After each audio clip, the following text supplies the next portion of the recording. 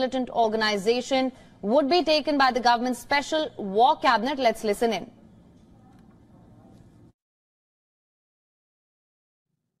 אנחנו ממטירים על החמאס אש תופת.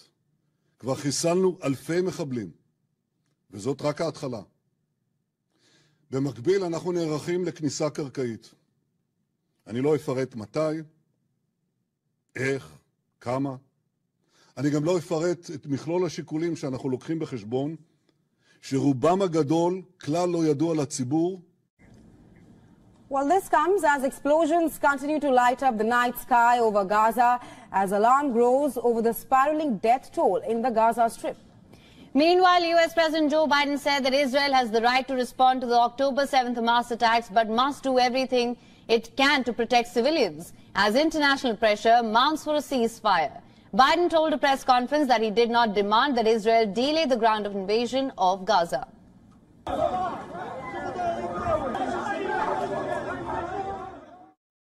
What I have indicated to him is that if that's possible to get these folks out safely, that's what he should do. It's their decision. But I did not demand it. I pointed out to him, if it's real, it should be done. On the other hand, newly appointed U.S. House Speaker Mike Johnson has called up a resolution supporting Israel as his first act as a leader of the U.S. House of Representatives.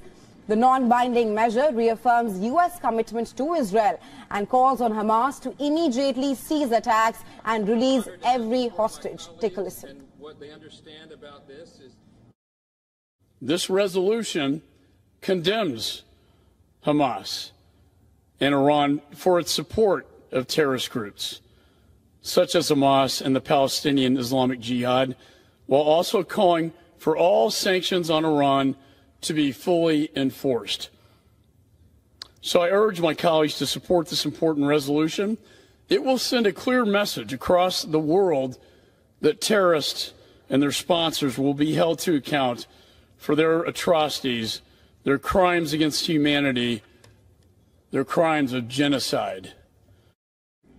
At the United Nations, Russia and China vetoed a U.S.-drafted Security Council resolution calling for pause in hostilities to allow much-needed food, water and medicines to be delivered to the Palestinian civilians. Russia made a rival proposal that advocated a wider ceasefire but failed to win the minimum number of votes. Israel has resisted both, arguing that Hamas would only take advantage and create new threats to Gazan civilians. French President Emmanuel Macron has reaffirmed Israel's right to defend itself.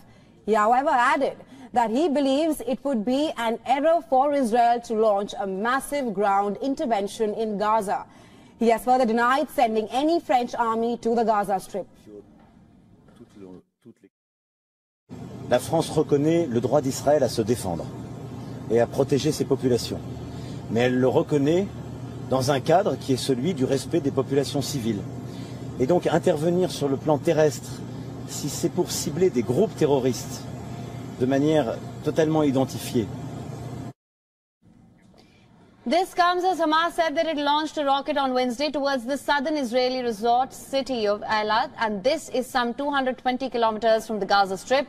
And the Israeli military said there had been an impact in an outlying area. There was no immediate word of any casualties in what appeared to be the longest-range Palestinian attack of the Gaza war since the 7th of October.